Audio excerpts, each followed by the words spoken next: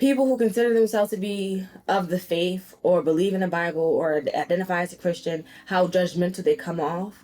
And they'll find all different ways of how someone is a stumbling block. For instance, they'll say, "Oh, she's a Jezebel. Look at her, how she's wearing that dress. Jezebel. Jezebel. She's a Jezebel, right?" Or they'll be like, look at that. It's just these, I don't know, maybe we should care about them, but there are these things, that I think are very minute, and it doesn't really speak to the content of someone's character, but people will go hard at judging that person. Or in the case here, like, look at that fat man on the podium. He should be ashamed of himself for trying to teach God's word and he fat.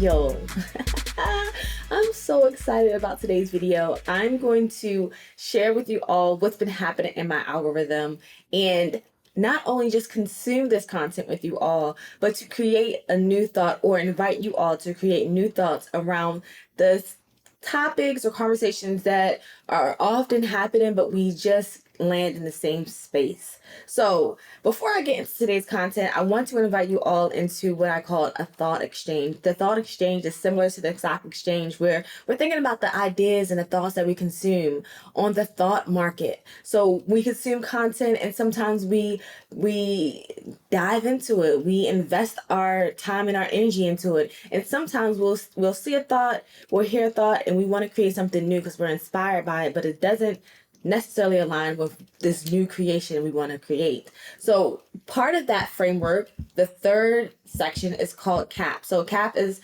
create, articulate, and publish. And this is what I hope to do with you all today, where we're creating and developing our own ideas, expressing them clearly, and then publishing it to the world. So we're already going to be publishing. Of course, it's now have a YouTube page. It's always going to end up being published. But the idea is, how do we take this idea of being a consumer and create something a lot more thoughtful out of it? And for me, on this YouTube channel, my goal is to not only think on the good, but to get creative on how we can build healthy relationships. And we'll get to that at the end. So first, I just want to share with you the video that inspired today's conversation. And then I'm going to go through 2 other videos aligning with 4 questions I want you all to consider with these thoughts and ideas that are brought out in the video. All that's going to be aligned with this topic or theme of stumbling blocks and the appearance of evil. I'm going to go through those scriptures with you, but first, let's look at this first video. I can't believe a prophet who's 400 pounds. Not the baby back ribs. No, I can't believe a prophet who's 400 pounds. It just doesn't work that way. Because if you're that overweight and you're trying to prophesy, when have you put away your plate to hear from God? Not old. I've never said that, but Okay. it's the truth, and it's an addiction that needs to be dealt with. But even if you're gifted, like I don't know if I can trust your voice if you're always eating. If you're a massive muscle preacher and you're walking around because you took steroids, because a lot of these preachers on stage take steroids. It's a strong word. Yeah, it's the truth though. And they're massive in muscle. I know what it takes to build muscle. It takes a lot of food. And so when do you have time to fast? When are you hearing God? Ooh. So, and a little 4-hour fast and 6-hour fast, that ain't cutting it. Not if you really want to receive something. Well then, y'all heard. I'm trying to get over what we're talking about, but y'all listen. What are y'all thinking on the top of your head? Let me know any thoughts about just taking in the video. I want to first share that I, at one point, would completely align with this message. And even when I heard the video, I was thinking back to myself, yeah, I still get it. Although I have reframed my thoughts around this limited view. And I say it's a limited view because I also adopted this view. I used to think, wow, why are there so many big people in church when I keep seeing in the scriptures that there's fasting and treating your body like the temple and just the glory of that and practicing that? Why, even in a case where I might not know how to do that properly, why isn't it something that's taught in the church? Why don't we have a lot of discipline around that topic alone, especially if we see topics like gluttony in the Bible and just the way that your belly can be your idol? So these were just thoughts that would roam around my head, and I kept thinking, like, dang, are there any, why are there so many big people in the church? Like, that was my initial thought. Don't judge me. I'm just being transparent.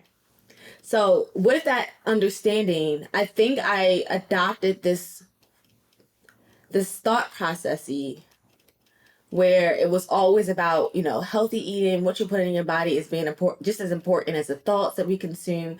All of these things should match if we're going to say that we align with this certain belief system, and this belief system is the way. We have to look at it from every single angle. And sometimes, and from my perspective, I would see people, they will call out the drug addict, they will call out the alcoholic, and we can see that these have a lot of different impacts on your life and the movements that you make, but we never really talked about the food.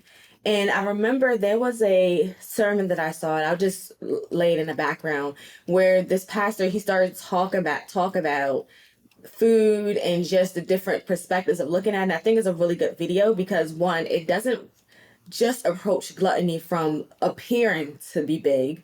It also approaches gluttony with the idea of you can be small and skinny and you can still have these issues that you're working with that is gluttony in nature, right? You want that more and more and more, but you appear to be small. And that's why I think I shifted from this idea of like, okay, everybody big in the church is, there got to be something wrong, to I wonder what's the limited understanding on why it looks this way.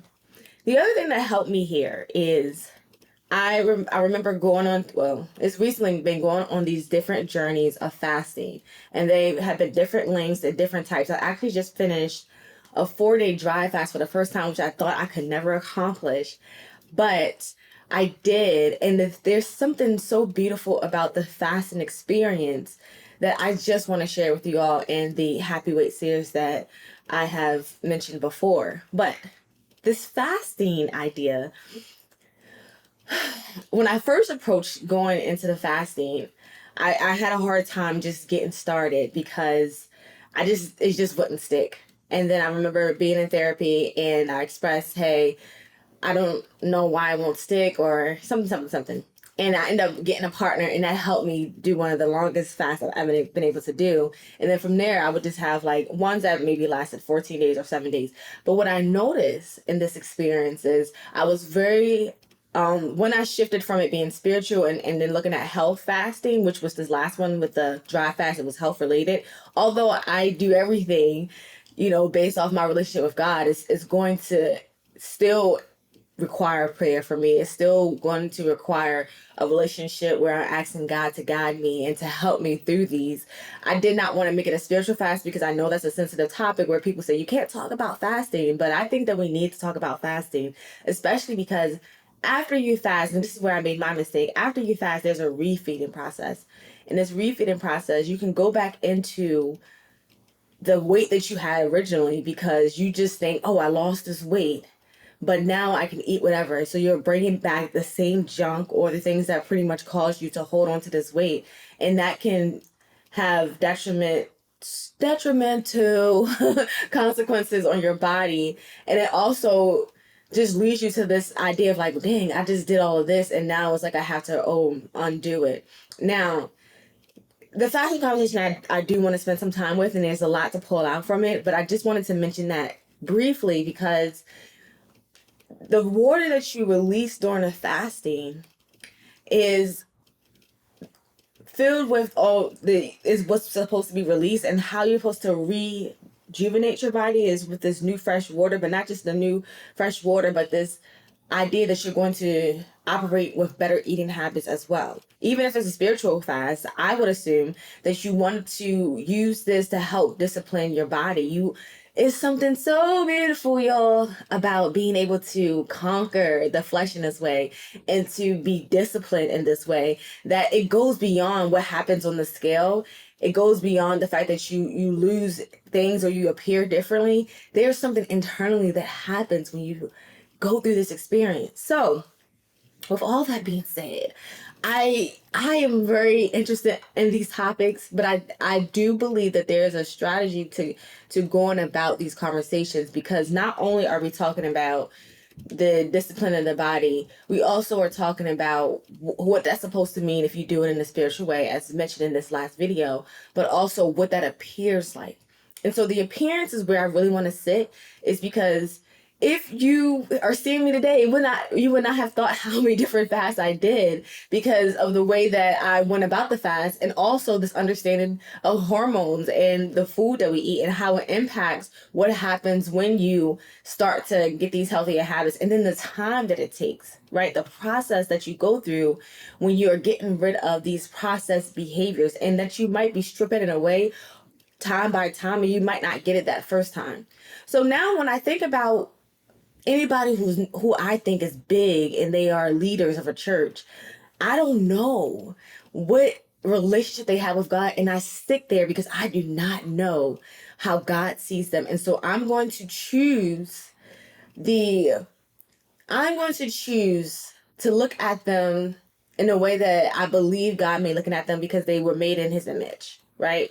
And so with this choice, I know that I am on muddy grounds, because there are people who just might be the worst people, and you trust in them freely and you're looking at the good in them all the time. But for me, just looking at the good first, and then requiring God to help guide me through how to navigate certain behaviors and issues, is just where I stick. But I'm not going to lead with judgment. Although I feel like some people who believe in the Bible feel like they have the choice to judge people. But I personally, I mentioned I keep talking about right? I can't make people do what I think they should do. This is something I'm also learning.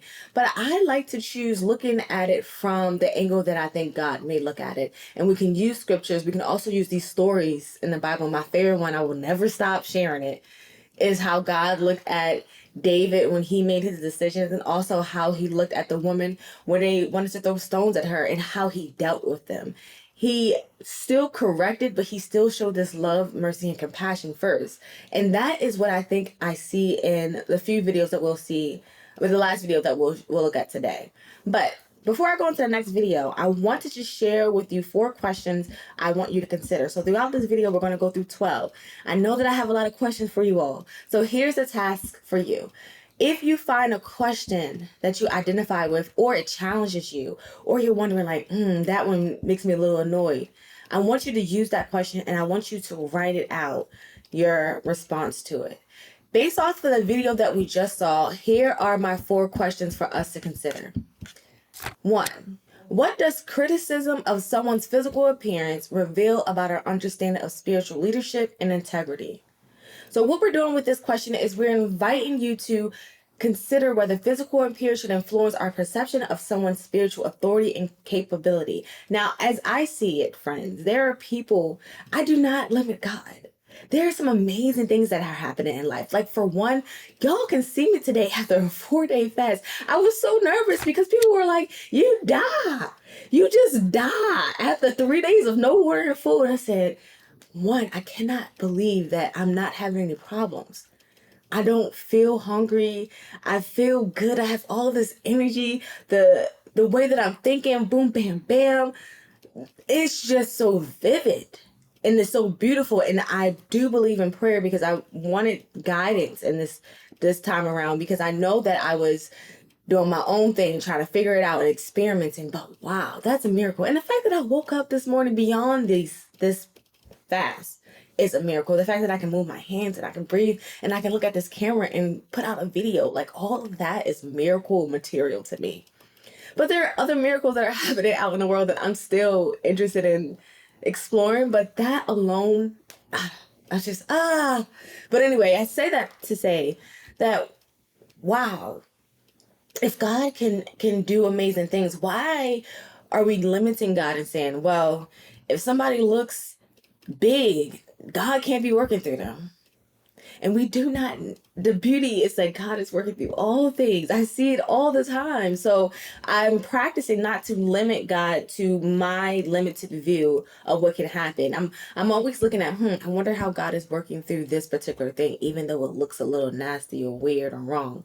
Because one thing about this video is that it sparked my connection to this cult video I was watching. This lady, I'm gonna put it on the screen, but there's this lady who led a call, and it was about health choices, and she led with it, and it got a little bit extreme.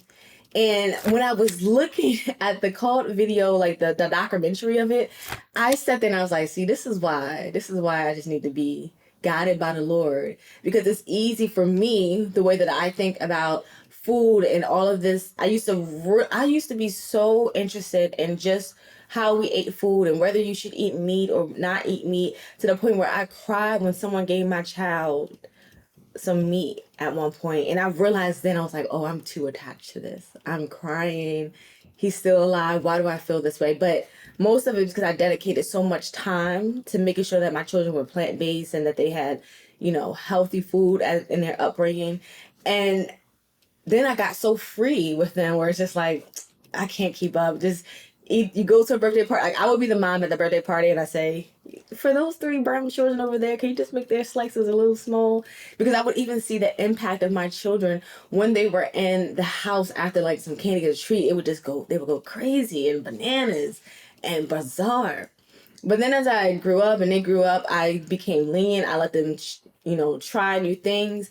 And I even tried new things because I realized how much of I didn't think of it as an idol, but I realized that it had too much power and hold on me, this food. And I am still in the exploration of that relationship today, because I still find myself going back to like, I really just don't want I really want to be intentional about what I put in my body.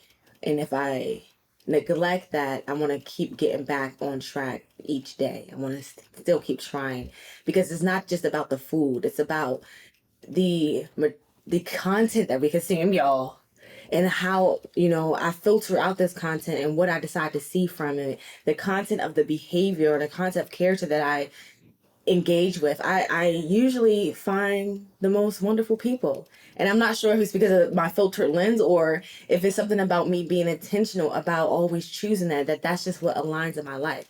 But anyway, that was question 1. Let's look at question 2. How can we differentiate between valid concerns for a leader's health and lifestyle choices and superficial judgments that may lead to stigma or misunderstanding? So what we're going to do here is we're going to think about that line between legitimate concerns like health, which can affect one's duties, and unfair prejudices that could hinder relationships and community harmony. This next question is, in what ways might focusing on external traits such as body weight or physical fitness become a stumbling block in our spiritual communities? Now, I just want to pause here, y'all. I want to pause here because the reason why this question is the question for this video is because this is the video that inspired today's experience. And when I thought about this video, there were previous videos that I've seen that could really sit in this space, where we are looking at how people who consider themselves to be of the faith or believe in the Bible or identify as a Christian, how judgmental they come off. And they'll find all different ways of how someone is a stumbling block. For instance, they'll say, oh, she's a Jezebel. Look at her, how she's wearing that dress. Jezebel. Jezebel. She's a Jezebel, right? Or they'll be like, look at that. It's just these, I don't know.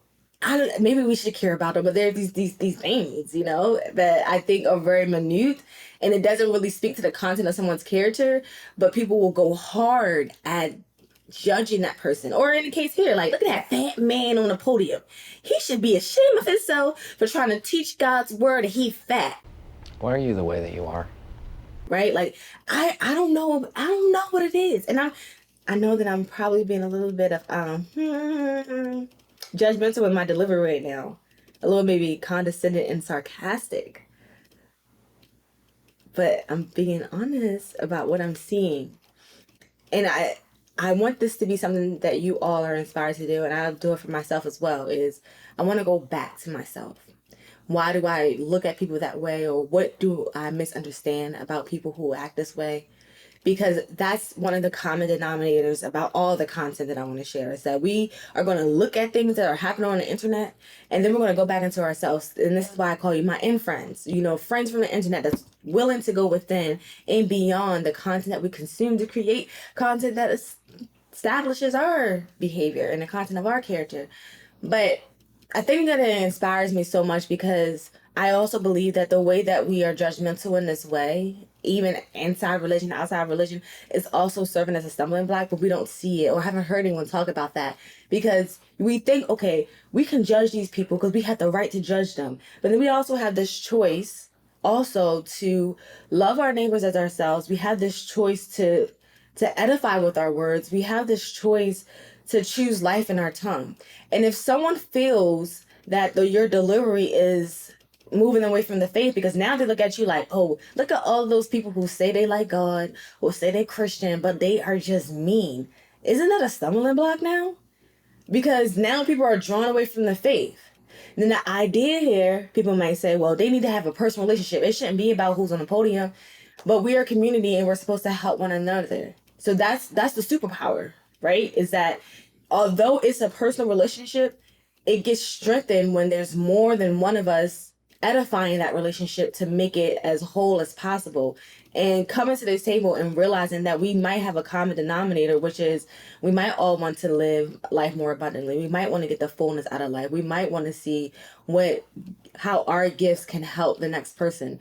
We might be all interested in that, but there's some experiences and situations that all happen with other people that is allowing us to really look at everything and not trust. Like, look at the world. Like, everybody, I can't trust anybody out here. And all the people who say they this, like, they phony and they fake. To the point where you might actually come across a genuine person and you can't even trust them because you've been exposed to all these people who aren't genuine. So I believe that also can be a stumbling block. You guys let me know in a comment if that is just way off. But I'm just interested in how we can set ourselves up for success when it's time to judge other people, but we don't set ourselves up for success when it's time for us to go inward. Because if I was to imagine this, we feel like we are in the position to judge other people because we got it all together. I'm actually going, let's look at this really quick. Let's look at this really quickly. Let's look at it really quickly. There are two scriptures, friends. I'm actually just going to go over the scriptures that are for today's conversation first. The first one is in 1 Corinthians 8, chapter 8, verses 9 to 13. I'm going to put that on the screen and I'll read it. This is from the New King James Version. And then the other from Romans 14, 13 through 24. That's talking about, therefore, let us not judge one another anymore, but rather resolve this not to put a stumbling block or cause to fall in our brother's way. And I want you guys to read all the way to 21, but actually do what you want to do. Just get into it and get involved, okay? Get involved. I just want to put those scriptures out there. And I also want to share the other scriptures, which is about judge not by appearance and abstaining from the appearance of evil. But when I look at these two scriptures, so the first one, judging not by appearance, is in John 7:24. And the appearance of evil is in First Thessalonians 5:22. So these are the other two scriptures that came along with this theme that I wanted to put out with you all. Because hello, yo. When I thought about, okay, the appearance of evil, right? You're supposed to abstain from that. So that means that we're trying our best not to look like we are evil.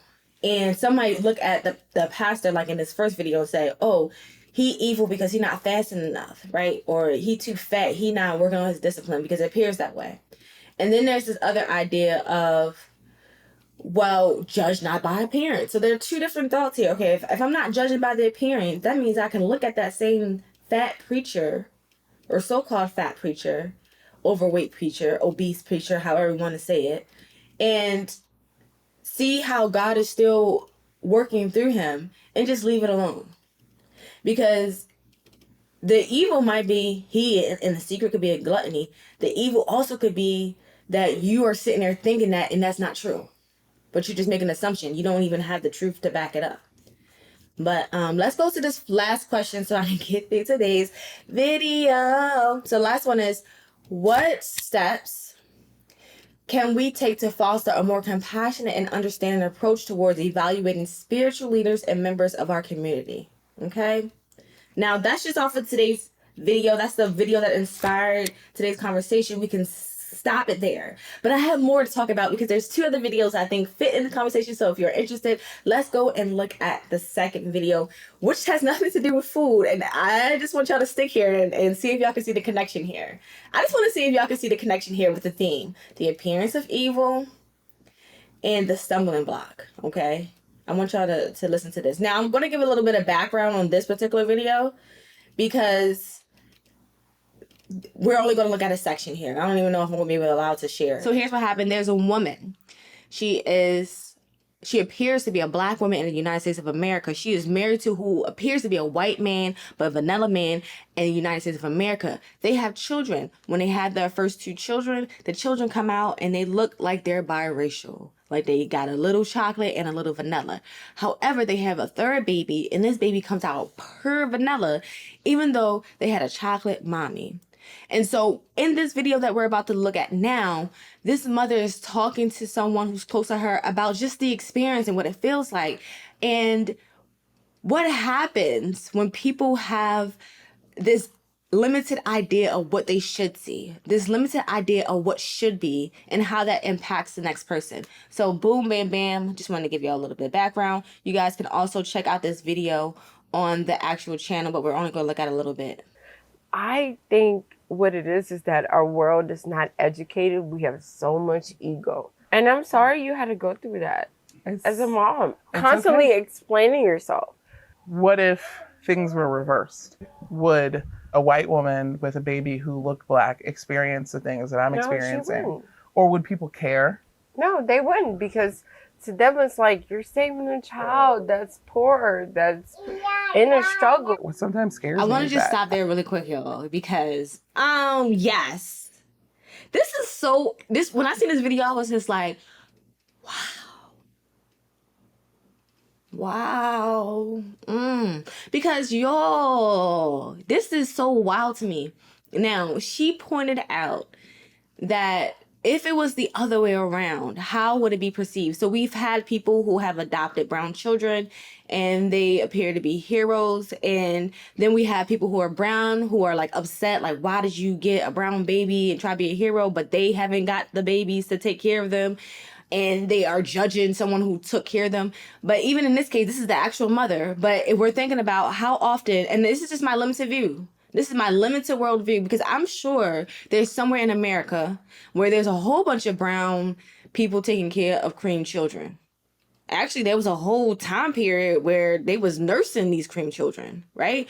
But if we really think about it, in my limited view, I don't see that often. I might see more often someone who's been adopted of the same race, or someone who is cream, vanilla cream, and have adopted someone who is not vanilla or cream, but something else. Okay, now some people have taken this and they have ran with it, but I love this story here because one of the things that often comes up in this conversation, y'all, is how you gonna take care of that baby hair? Y'all don't know how to take care of that baby hair, but this is her actual child who has different hair than her. She probably, you know, there's talent here, but just with the idea of like, this woman can take care of this daughter who belongs to her, but looks and comes out very differently than how she looks, right? That's her baby. That's her child. And even with this being the truth, let's talk about truth, y'all. This is the absolute truth. She took the DNA test. I wasn't there, but I'm guessing they took the DNA test. I'm hoping they took the DNA test. But I've actually did a little bit of research to see how is this possible. And so if you all are interested, go ahead and do a little research on just genes and how they work and how this is possible. Because once you get to the science of the matter, and the science can show you that this has happened before, it's truth, right? In this particular case, I'm assuming that it's true because I just consume things on the internet. But I also know this to be true because I remember when I first moved to a new city and I went to the playground being a mommy, and there was this woman there and she had this same case. And I remember this is the first time I ever seen this before, and I was just wild about it. Like, I was just like, wow, this is so fascinating. Like, it also just took me back to like my understanding of a certain story in the Bible where it appeared that the twins came out and they looked different colors. I don't know. That's just how my interpretation was at that time. And I was just thinking like, oh my goodness, so this can happen. And now that it's become manifested in my actual reality here on earth, and I don't have a limited view, I have exposure to new information, I now know how to navigate and say like all stories aren't the same. And this appearance of one way might not be the absolute way. So what should we do with it? And this is I'll keep telling people what to do. Let me just go back. What do I think I should do with it and what you might consider is this. engage with people, have questions. And it could be uncomfortable because some of these people have these same questions over and over again. In this case, she's always being judged about it. But sincerely, or do your own research, or try your best. Ooh, try your best to be creative with what could be happening. If I'm going to assume that this person is not a liar before I have evidence of that, what is it about my limited view that's allowing me to see it this way? Okay, let's keep looking at this video real quick. At a point where she's going to have to explain to someone that she is actually a Black woman. I'm not going to be with her. And she's going to have to go out and explain to people, this is my family. I belong here. I know. Like, that part is so scary. And she went through a very difficult birth. At the end of the day, I'm glad both of you guys are here. I love you. Please don't cry, because you're going to get me crying. That's not going to work.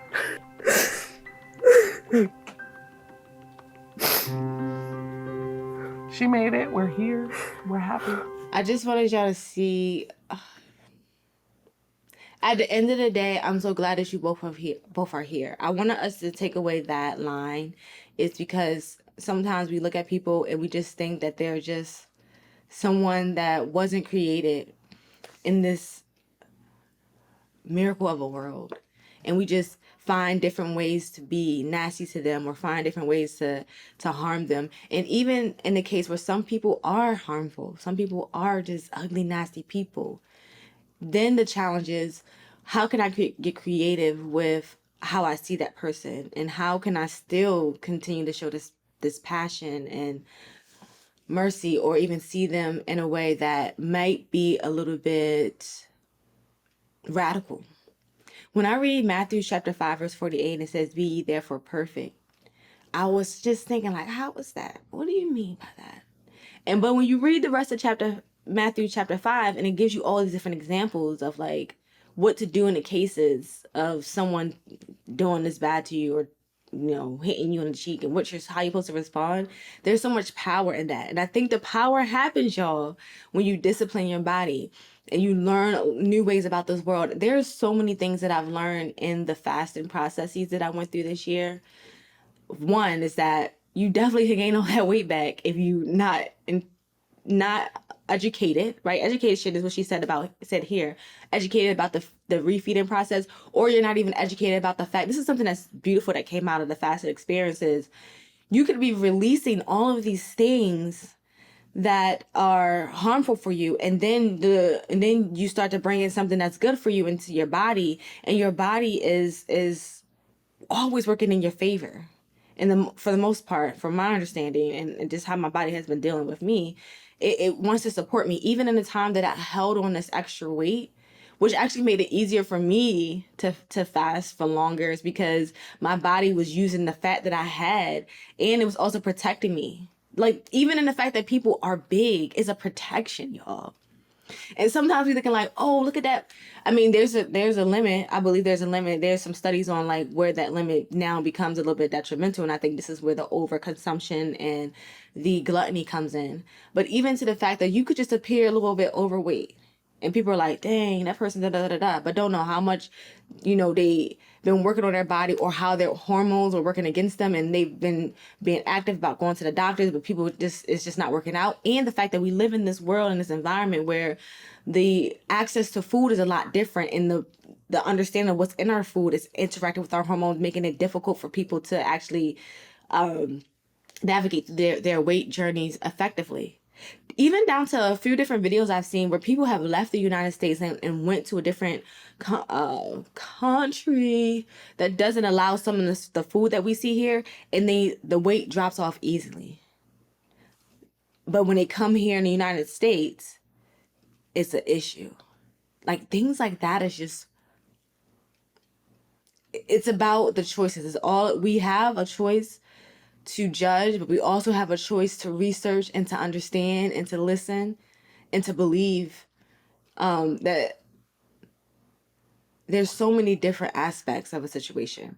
Now, here are the 4 questions that I want us to consider, okay, when we think about this second video.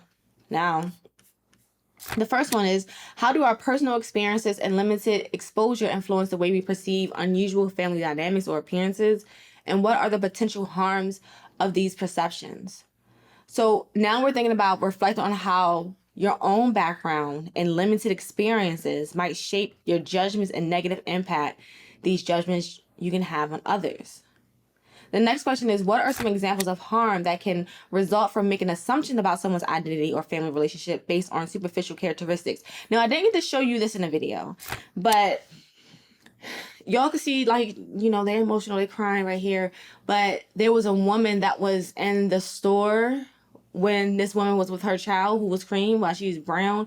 And the woman who was a cream woman just assumed that that woman was doing some fishy stuff because it didn't appear right? Like, that's not your child because y'all don't look the same. And she was pretty much putting her in the direction of the authorities to kind of like this don't look right, something don't look right. And all of these assumptions, it's like she could have put her in a situation where she made up this story based off her lack of knowledge and her lack of experience and understanding that you don't know these people. But here's where it gets a little tricky. And this is where I think we can make space for this is if this woman has seen this common, now that it's her life, it's like, hey, I'm a brown woman, I got this child that looks vanilla. Now it's evident to her that it can happen. But before then, was she seeing it on a common case? Like, in my limited experience, I have not seen it in a common case. I've only seen it in live person now once, but before then I did not know it could happen. And that's just because I wasn't paying enough attention in my biology class in college. But they talked about this, right? Now, with this compassion that we have for other people, we also, and this is what I'm learning, have to have that compassion for people who are judgmental, for people who are having these limited experiences. For one, they have limited experiences, so that's why they might ask you those stupid questions or so-called stupid questions. Or they might, come off or abrasive, because she could also been trying to so-called really help just based off her limited view, though. And sometimes that looks like a threat to someone else where like, why are you just assuming this? But that's just the world that she knew. And all these limited worlds, we have to be exposed to something different, and we also have to be educated. If that's not happening, then there has to be some type of race where we're like, okay, yeah, he would judge a person like that because he doesn't understand the hormones. Or yeah, she would judge this woman because she doesn't realize that the genes could work this way. Or she just not choosing to look at someone and not believe the worst. Right? So these are choices that we make, and we can choose to get educated. We can choose to learn more. We can choose to be more curious instead of always trying to find the worst in the experience. And if we all practice that, it's a slippery slope, I believe, if you don't choose God as your guidance. And that's just my opinion, because I know that because I look at people for the most part and I try to find as much good or understanding, and that can come off naive to some people. There's wisdom that God has implanted in some of my situations where even though it looked like I was going the wrong way, he was able to put me in the right direction. And I've seen that, and even in certain situations, I'm just like, oh yeah, you saved me there, because I definitely looked at that experience as pure. And I don't want to become a person that's just looking at the world and say, oh, you can't trust nobody. I just want to be invited to the experiences and the interactions where people are truly just genuine, trying to be the best version of themselves, and there might be some limitations there. Let's continue. The next question is, in what ways can acknowledging our own limited viewpoints help us to avoid harmful judgment and foster more meaningful interactions with those who appear different from us? This is allowing us to think about the importance of self-awareness and overcoming biases and improving interactions with others. And this last one is, what steps can we take to learn about and appreciate the complexity of people's identity and family structures beyond initial appearance? I love the word complexity because it makes me think of diversity, equity, and inclusion. I know it's weird, but let me take you here just for a second, because I was learning about my hormones. I was learning about just the way that we pair our foods and just the beauty and all of these things. And one of the common denominators that were coming out through this research is that your plate should be diverse. And that means that it's just colorful. It's all these different experiences, but we think about the greens and all the different types of nutrients that comes from a diverse place. It definitely helps with your gut. And that diversity, I would like to translate into this world where we've been in these, oh, all my brown people over here, all my cream people over here, all my everybody, you know, okay? And if we all came together, I've always thought it was just such a beautiful experience because now we have all these different experiences and backgrounds, but there's all these common denominators. Like we want to be loved, we want to be seen, we want to be valued. We do have fears. There are some common themes in all of this diversity, but even though there's common themes, the diversity helps us understand and function and work together better in our gut. Okay, that's just how I think about it. Y'all let me know if that's a little bit off and it don't make any sense. Now I want to share this last video with you all. This is a video that I appreciate. It hits home. One, I want to say that the group of people that they had for this roundtable, I like the fact that they both were able to express, you know, their sides without being nasty and mean, and they were passionate about their sides, but they also was able to bring in all these different perspectives. I'm not going to be able to play the whole video, but I do want to focus on one section of the video, which is this idea of vegans being better than those who eat meat.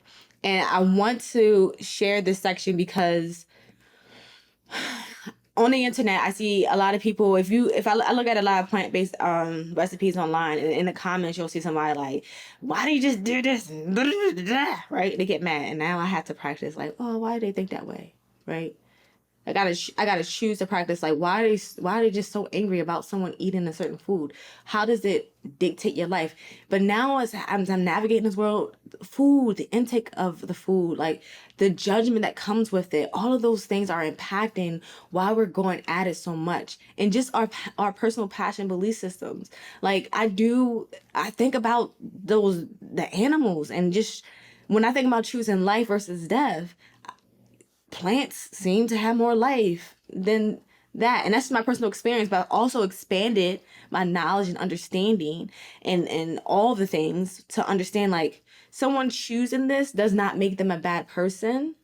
And even if it does, I am not the person who's supposed to judge about it because I did not create myself. I don't know how to end the death for me. I literally am dependent on my creator. And that's the common knowledge that I go back to from my personal life where I have no room to judge anyone. And even though there's opportunity to judge righteously, I want to make that and practice that in my own life. Like I want to judge my own behavior towards these other people.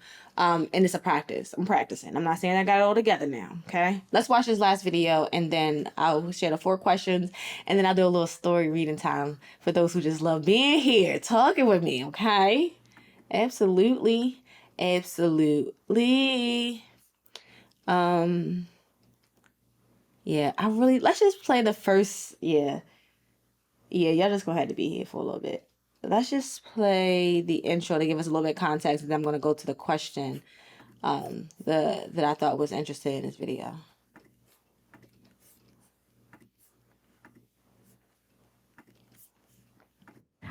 If you raised an animal, you gave them a name, say it's a baby pig, you raised them from a baby, could you slit that 6-month-old pig's throat? Yes, You could do that, I could do that honestly. because I understand the cycle of life and I understand that this pig, Could you slit your dog's throat?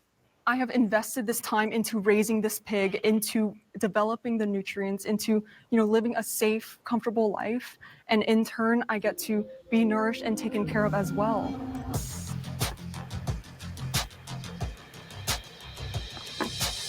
Animals are put on Earth to be eaten by humans. Step forward if you agree with the prompt. So I'm Bella. I am a carnivore. So basically that means I've been on a carnivore diet of eating only animal foods for the past 6 years. I was also vegan for 6 years right before I went carnivore. So I feel like I do have a pretty good sense of how I feel, my health, and the purpose of the food that I'm eating with both lifestyles. So when I was vegan, I actually lost my period. So I was no longer fertile. I had extreme skin issues, psoriasis, cystic acne. I had also mental health issues. I used to be a classical pianist and I studied at Juilliard for 2 years. Yeah, so like I just remember going on stage and I couldn't remember the pieces that I was supposed to perform. And I was panicking. I was like, what is going on with my memory? Why can't I focus in the practice room? And why am I feeling so nervous and anxious right before stepping out? So to me, that says a lot about whether or not the foods I'm eating are supporting me. Mm. So when I stopped the vegan diet and went fully carnivore, the difference in my mental health, in my confidence, in my fertility as well was just night and day. It's kind of amazing how that works. Yeah. As coming from a hunting and conservation background and also in ag, yeah, you'll definitely learn where the denser protein comes from and the higher quality protein. I personally have been for the last 7 or so years, but basically my whole life, I've fed my family off of almost 100% wild game of some type, whether it be deer or elk or pigs or ducks. You definitely have a closer feel to what you're consuming when you have full control over it. You're not buying it from somebody at the grocery store that who knows where it came from, how it was handled before.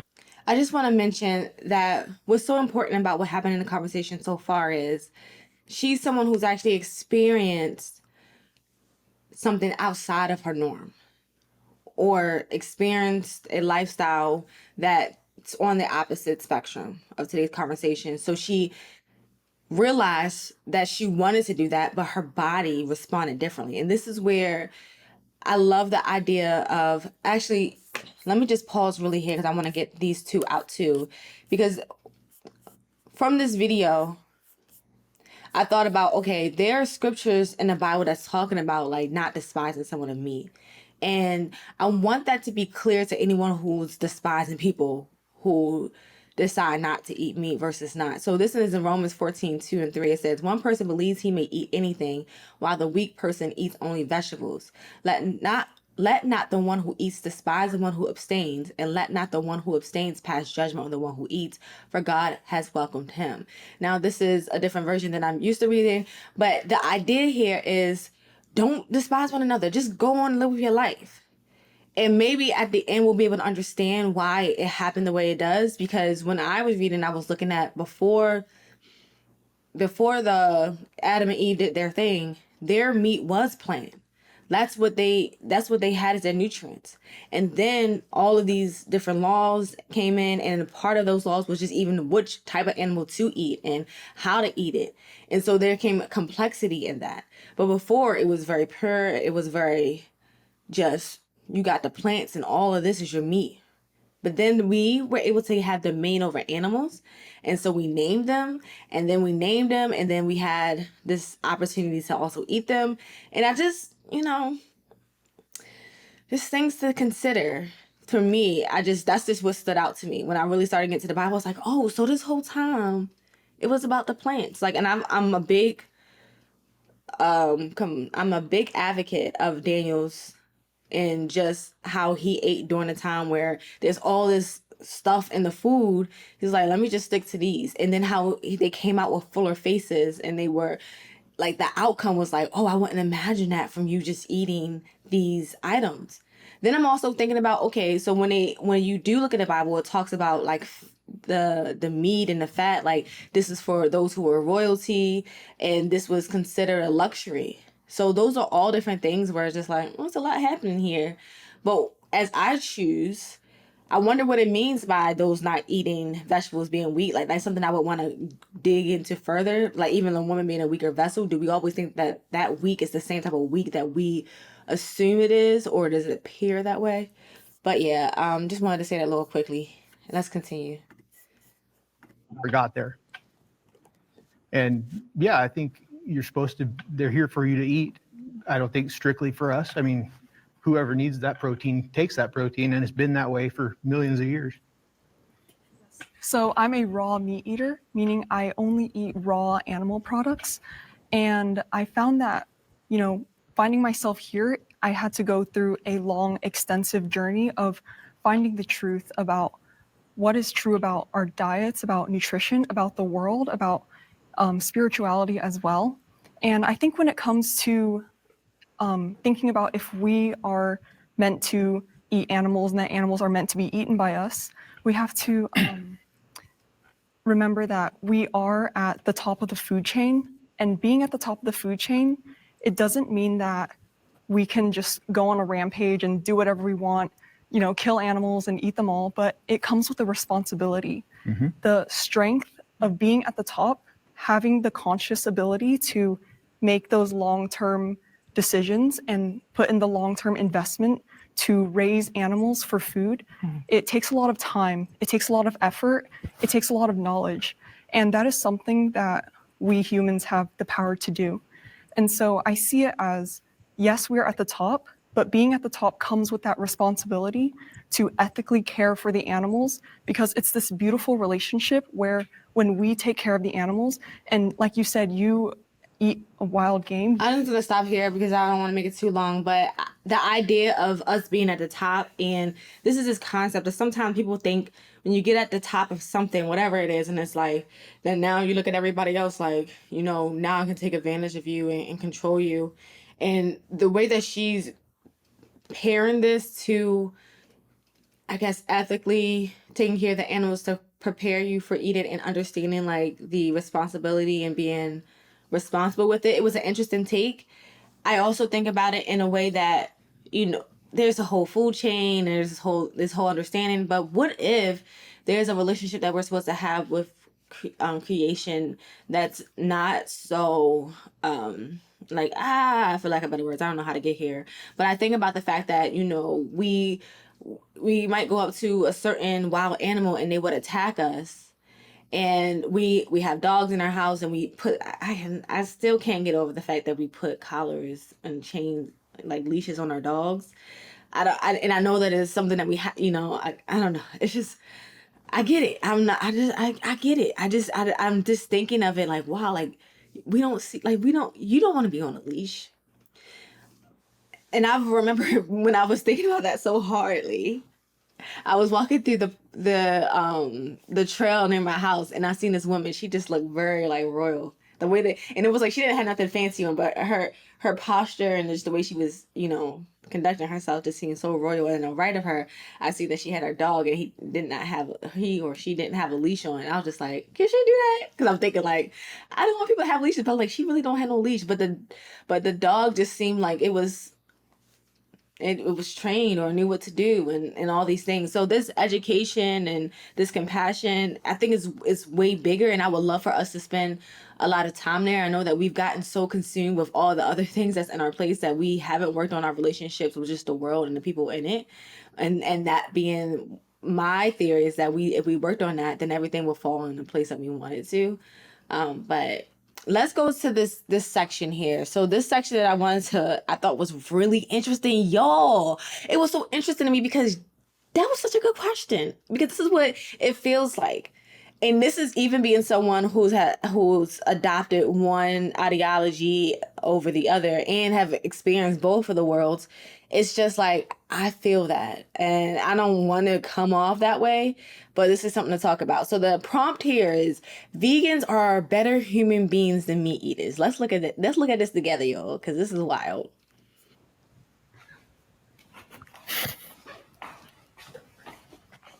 I think what this comes down to is what we define as a good human being. At the end of the day, I don't see, for instance, trapping animals, killing animals, using animals for our own human gain as a kind, good, and just thing to do. And my definition of veganism is taking a stance that rejects all sorts of exploitation for all animals. And I think that if we as humans can't accept the principle that other animals are not ours to use and exploit, then we aren't just and we aren't good.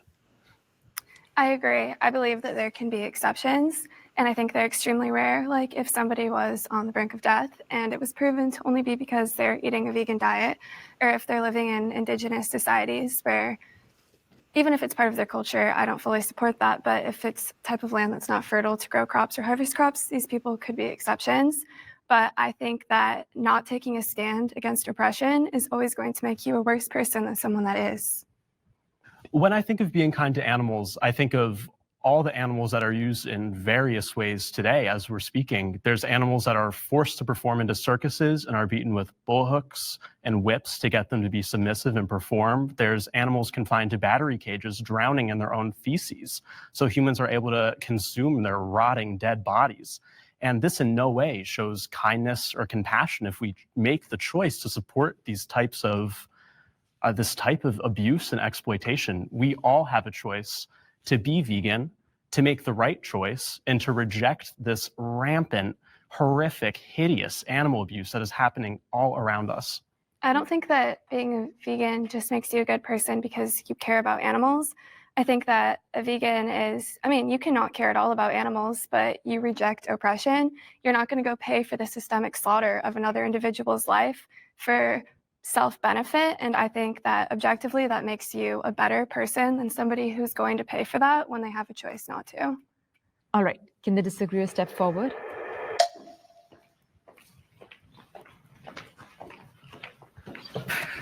I don't think being a good person has really anything to do with your diet or what you're putting in your body. I mean, there's good people on both sides of the deal. You don't have to. What I look at as a good person is somebody that does the right thing in their mind. I mean, I know what you're going to say, but the right thing for me and the right thing for you are obviously not the same thing, right? Will you argue that? I would argue you to answer the question, what's right for the animals? That's not what I'm talking about right now. I think that's what's important to discuss, though, because they're the ones that are victims in this situation and the ones that are being used. What we're talking about is what being a good person. There are good people on both sides of the coin. It doesn't matter what you put in your body to get to there. You're a person. You're alive. You can be a person. You can be a great person. It has nothing to do with what you eat. So if we eat another... I just want to point this out because I think this is such a good question because I've seen...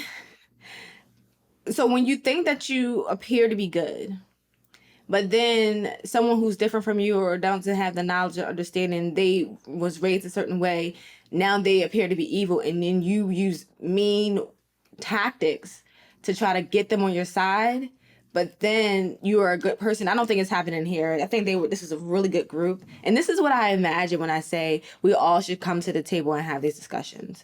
That table that Christ, he just put over, we just put it back up and we like, let's talk about this. Why you do that? What was your fear? What's your experience? But anyway, the fact that people are like in the comment section, they just choose.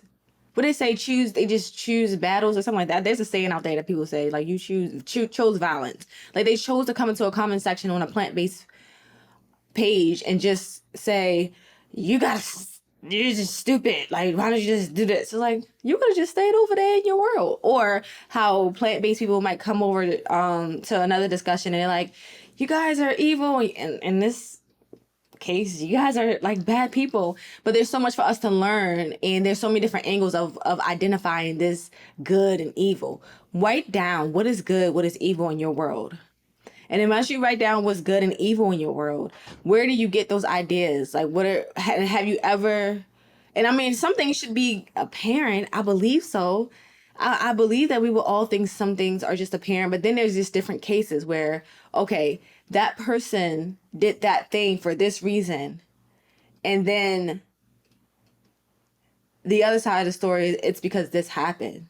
And now we justify it. It's a lot of things that's happening in the world that I'm still trying to understand, but I would task you with any of that. If you don't choose a question from today's 12 questions, that's an option too. I'm giving you options, y'all. There's so many options for us to consider the way that we think and practice and understand our belief systems.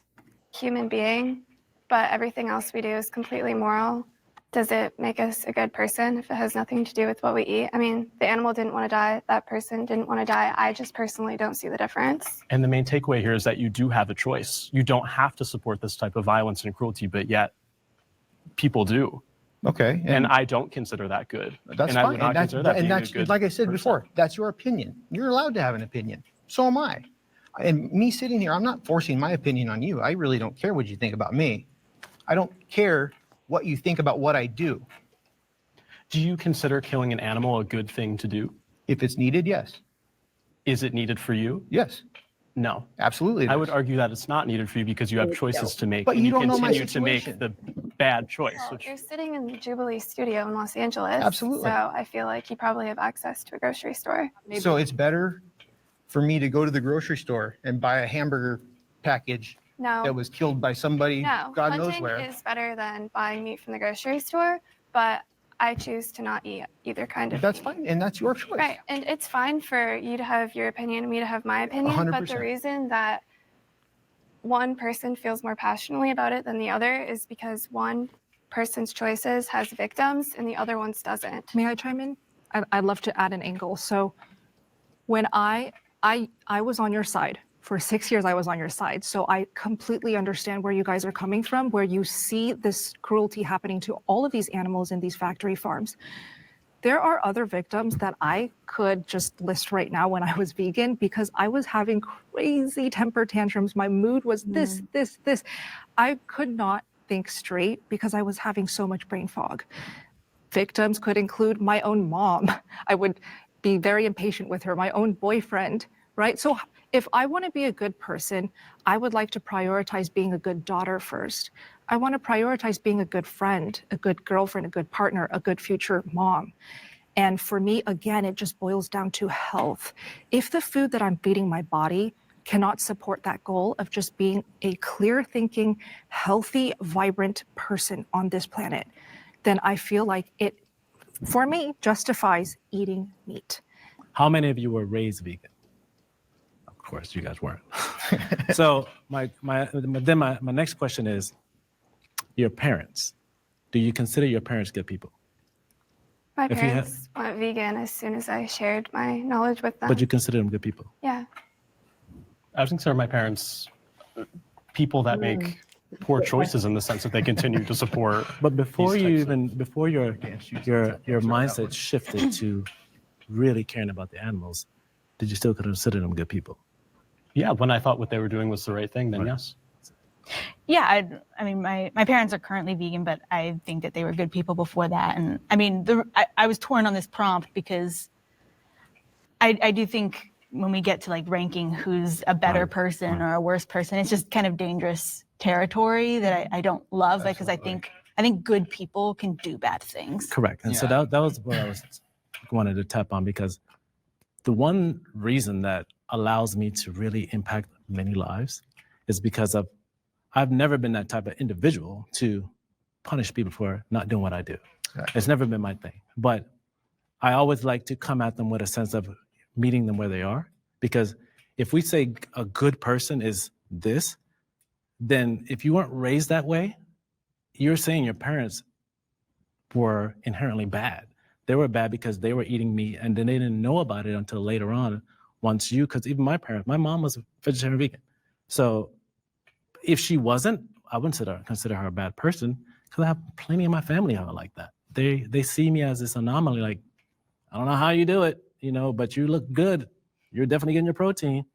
But I'm not going to say, you know what, because you out there are eating and killing animals, I don't like you. But they're family. So I can still make an example and allow them to consider their choices, because that has happened.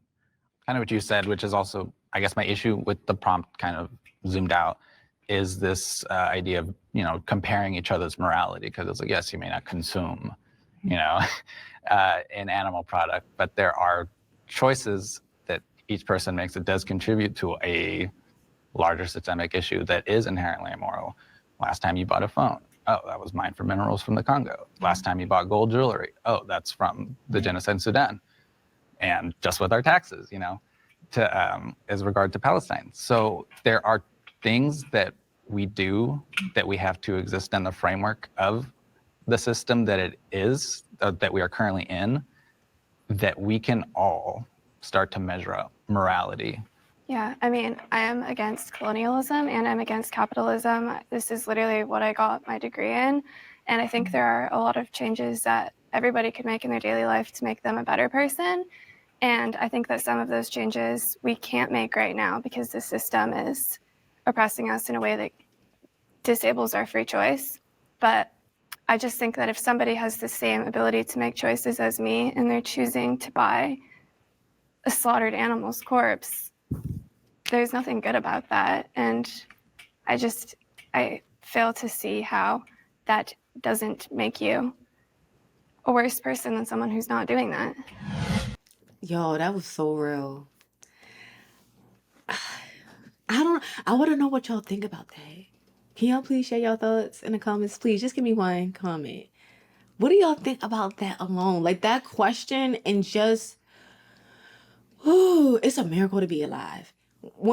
First of all, I love the idea of bringing in this comparison or this morality like meter, where it's like there's so many different angles and ways where like you feel like you're good, and then you have this whole other world identity that may not be exposed and it's not the best.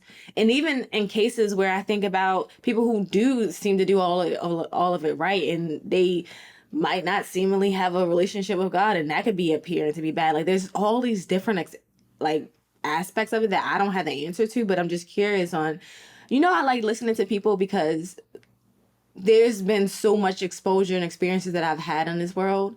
And when I start to listen to other people or engage in conversations and have these questions, which I love to do, y'all, somebody will bring out something I never heard before. And I'm like, and it's this diversity of thought. Where it's like, now I have this other perspective and experience that I'm exposed to that gives me a healthier approach to just consuming or engaging in content. So here are the last 4 questions I want us to consider before closing out. I am going to close out with a passage from this book that I love. It's called Emotionally Healthy Relationships Day by Day. I have finished this book and I don't want to let it go. Like at the end of the book, I was so connected to the book because it's really definitely taught me just relationships with people a lot better. I handle them a lot better just from these words, and I think that's impressive.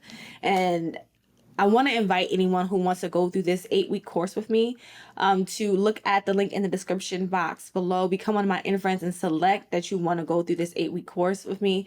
And it's a free course. I'm only going to go up to 10 people, but anyone who's interested in being better at relationships. This book goes beyond being better at a relationship from a viewpoint of the Bible and being Christ-like. It uses scriptures, y'all. I just love the scriptures, and I love application of the Bible as much as possible. But even just on the level of listening to people and understanding them better, I'm so thankful for this book and the experiences that it has brought me. Okay. And I want to invite anyone who wants to go on this journey with me.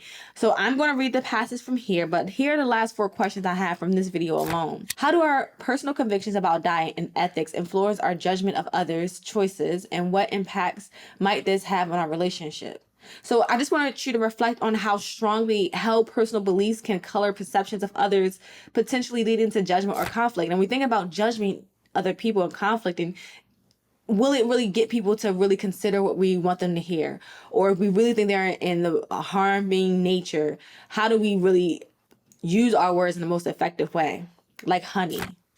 And discussions about contentious issues like diet, how can we create a space for understanding and respecting diverse experiences and viewpoints rather than jumping to conclusions? I think they did a good job here. There were some moments where people were jumping to conclusions. And I want to practice, like, how do I make sure I don't jump to conclusions? Even when I think someone might be overly judgmental, I want to understand, well, what happened in their lives? Were they raised in a particular way that make them feel that way? Is that the way they built? I don't know if we're going to be able to meet people who are this way just by being harder at them. There has to be some type of balance in just receiving what they're saying and understanding. What are the risks of forming opinions based on limited information, and how can we more responsibly form opinions that consider broader contexts and experiences? I'm learning that people will say research, and we might not have time to research. Like the lady at the end, she says the systems, they have an impact on our choices. Like the system put us in a position where somebody might want to eat plant-based, and although at one point in time just eating rice and beans and just some fruits and vegetables was inexpensive, to do it the right way and to have the right nutrients, and that might be a lot more investment into a juicer or a food processor, and just learning and having the time to do so. That can come off as privilege if you want to do it right. But some say, well, you can make dudes weight and you still don't have to harm an animal. So there's so many different storylines around there. But researching when we think about, always have this question in the back of your head, is there another option for me? So think about it when you're like, okay, I don't really want to do this, but this is all I can do. Get creative and find it if there's different options. Look for those stories. Like, I often look for stories where I haven't seen it yet, and then I find it. And it's like, oh, this is why I love the internet and all my friends, is because although consuming content and all the things that it can do, it also exposes us to different experiences and ideologies that we can consider. We don't have to always buy in and get stuck into these thoughts. But it could be, and some of them might be lies, right? That's where your discernment can come in. But lots of things happening. So this last question is, can recognizing our own biases help reduce unnecessary harm or misunderstandings in discussions about personal choice, such as diet? What steps can we take to become more aware of these biases? Yo, I had so much fun with y'all. This might be my favorite video to date because I know I went long, but I had a lot to say, and I'll try to organize it the best way possible because that's what I'm working on. But it was like this: video for questions, video for questions, video for questions. So if y'all are proud of me and y'all stay to the end, I want to thank you for being here. And I'm going to close out with this passage from Emotionally Healthy Relationships. Again, if you're interested, click in the link below. There is a option to become subscribed as an in-friend. And remember, being an in-friend here is not, I want you to know that sometimes it's about getting something from y'all, but I also want to make sure I'm providing value. So this is the conversation that we're going to have. I want to be, that way. I want to be a good friend. Okay. All right. To the in friends, because it's easier here. It's our practice. All right. I want to read this to y'all. Is a scripture in Matthew chapter 7, verse 1-5. This is what they're going to share with us. I'm going to go through the devotional. Do not judge, or you too will be judged. For in the same way you judge others, you will be judged. And with the measure you use, it will be measured to you. This is going to pause 1 second here. I know when people look at scripture, they say it's okay to judge. I really want y'all to dig into this, because you have to be in a position to say, yeah, I'm ready to judge anybody. And you, in that same type of intensity, you got to be like ready to get that same intensity back. Right? If you're judging someone like, oh, you Jezebel. It's like, okay, when they start calling you, a Lawrence or whatever, you gotta still be like, okay, maybe there's something I gotta see in my life. Am I being a Lawrence? Just consider. Okay, go ahead. Why do you look at the speck of sawdust in your brother's eye and pay no attention to the plank in your own eye? How can you say to your brother, let me take the speck out of your eye, when all the time there's a plank in your own eye? You hypocrite. First, take the plank out of your own eye, and then you will see clearly to remove the speck from your brother's eye. All right, here's the devotional, y'all. A synonym for the word judge is despise. Ooh, that was real. It happens when we harden our heart towards someone. In the context of Matthew 7, the issue of judgment is not discernment of good and evil, right or wrong, but the condemnation of writing someone off. Anthony the Great is perhaps the earliest and most significant teacher among the Christian fathers. He wrote, "Our life and our death is with our neighbor. If we win our brother, we win God. If we cause our brother to stumble, we have sinned against Christ." When Anthony refers to death with our neighbor, he means that we renounce our rights, talking about rights, y'all, to pronounce judgment over them, a challenge difficult enough to be described as a death. Oh, so it's, yo, do y'all feel that the same way I feel it? Because it's like, oh, I got this right to judge you, and I will judge you. But it's like, dang, I'm gonna take away that right. And that's a discipline. That's the whole fasting part. It's like you're disciplining yourself from the flesh. Like, you're disciplining yourself from this idea of like, it's my way or the highway, or I gotta do it right, or I'm all right. Like, you just really just killing off that. And you're like, I got a right to maybe judge you, but I'm gonna choose love instead. I'm gonna choose compassion. Like, that's real adulting to me. That's a real emotional health to me. Like, you could do that? You can do that. Wow. Theodore affirmed, another prominent 4th century father, went so far as to say that a mature, non-judgmental love towards others is a foundational virtue or character quality upon which all others are built. There's no other virtue than that of not being scornful, despising anyone. So then we have a Christian theologian monk and advisor to the emperor capturing this truth through another lens. Interior freedom is not possessed by anyone who cannot close his eyes to the fault of a friend, whether real or apparent. And that's another discussion, like closing your eyes to a fault. Like, we can talk about it. This next one, the early fathers understood that it is impossible to think about the spiritual life apart from living in loving communities with others. They emphasize that genuine spirituality is marked by humility that seeks to hide the faults of others rather than expose them. And that the nearer we draw to God in love, the nearer we are drawn in love to our neighbor. They understood that when we harden our hearts, to another person, we harden our hearts to Christ. In general, even if you don't, like this idea of like being so hard in our hearts, like that's real. Like, And here's the question for you all to consider. In what subtle or perhaps even unconscious ways might you be judging or despising someone in your life? So now we got 13 questions for you guys to consider. All I'm asking is you to choose one to consider and write out your prompt for today. And I'm going to end with a prayer and then we'll be done. It says, Father, I fear that my tendency to look down on and judge others is so much a part of me that I scarcely notice it. Grant me an awareness by the Holy Spirit of when my tone of voice, that's real, because I know my tone be a little off. Facial expressions, I know my facial expressions be getting in there. Words or actions, my words, I try my best. Fail to communicate safety, acceptance, or tenderness to those. I gotta read this because I messed it up talking through it. Father, I fear that my tendency to look down on and judge others is so much a part of me that I scarcely notice it. Grant me an awareness by the Holy Spirit of whom my tone of voice, facial expressions, words, or actions fail to communicate safety, acceptance, or tenderness to those around me. In Jesus' name, amen. Y'all, I want to thank y'all for being here with me today. I had so much fun. I hope there was some value in here, even if it was one question or some different perspective that you didn't gather. Until next time, hold on to you as much as you can. Hold on to your health, your well-being, and your mind. Be mindful. Bye.